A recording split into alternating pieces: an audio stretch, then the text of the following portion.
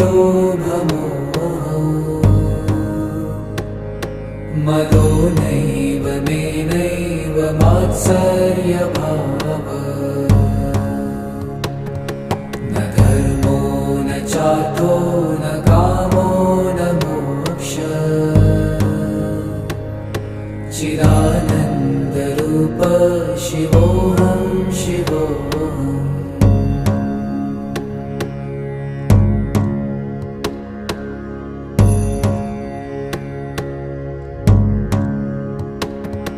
न पुण्यं न पापं न सौख्यं न दुःखं